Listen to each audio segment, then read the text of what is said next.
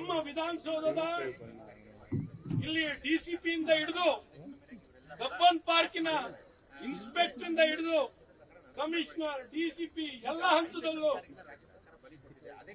ಈ ಒಂದು ಸಂಭ್ರಮ ಮಾಡ್ಲಿಕ್ಕಾಗಲ್ಲ, ಸೆಲೆಬ್ರೇಷನ್ ಮಾಡ್ಲಿಕ್ಕಾಗಲ್ಲ ಅಂತ ಬಹಳ ಸ್ಪಷ್ಟವಾಗಿ ತಿಳಿಸಿದ್ರು ಸಹ ಈ ಕಾಂಗ್ರೆಸ್ ಸರ್ಕಾರ, ಸನ್ಮಾನ್ಯ ಮುಖ್ಯಮಂತ್ರಿಗಳು, ಉಪಮುಖ್ಯಮಂತ್ರಿಗಳು, ನಾನ್ ಮುಂದೆನಾ ನೀನು ಮುಂದೆನಾ, ಮುಖ್ಯಮಂತ್ರಿಗಳಿಗೆ ಟಕ್ಕರ್ ಕೊಡ್ಲಿಕ್ಕೆ ಉಪಮುಖ್ಯಮಂತ್ರಿಗಳಿಗೆ ಟಕ್ಕರ್ ಕೊಡ್ಲಿಕ್ಕೆ ಇವರಿಬ್ಬರ ಮಧ್ಯದಲ್ಲೂ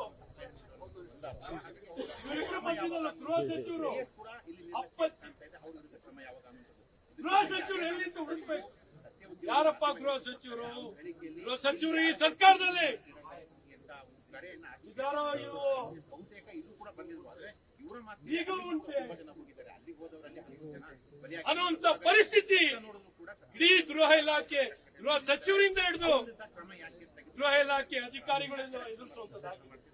ಹಾಗಾಗಿ ಇವತ್ತು ಇವ್ರನ್ನ ಯಾರು ಆಚರಣೆ ಮಾಡಬೇಕು ಅಂತ ಹೊರಟವರು ಅದಕ್ಕೆ ಜವಾಬ್ದಾರಿ ತೊಗೊಳ್ಬೇಕಲ್ಲ. ಬರೀ ಪ್ರಚಾರನ ಮಾತ್ರ ತೊಗೊಳ್ಳೋದಲ್ಲ, ಅಧಿಕಾರ ಅನುಭವಿಸೋದಲ್ಲ. ಅಧಿಕಾರದ ಜೊತೆಯಲ್ಲಿ ಜವಾಬ್ದಾರಿ ಬರುತ್ತೆ. ಈ ಜವಾಬ್ದಾರಿ ಬೇಕಿಲ್ಲ ನಮಗೆ. ಅದ್ರ ಬಗ್ಗೆ ಗಮನ ವಹಿಸುವಂತದಿಲ್ಲ, ತಯಾರಿ ಮಾಡುವಂತದಿಲ್ಲ. ಯಾರೋ ಮಾಡ್ತಾರೆ, ಏನೋ ಮಾಡ್ತಾರೆ. ನಾವು ಉತ್ಸವ ಮೂರ್ತಿ ಇದ್ದಂಗೆ ಉತ್ಸವದಲ್ಲಿ ಭಾಗವಹಿಸೋದು.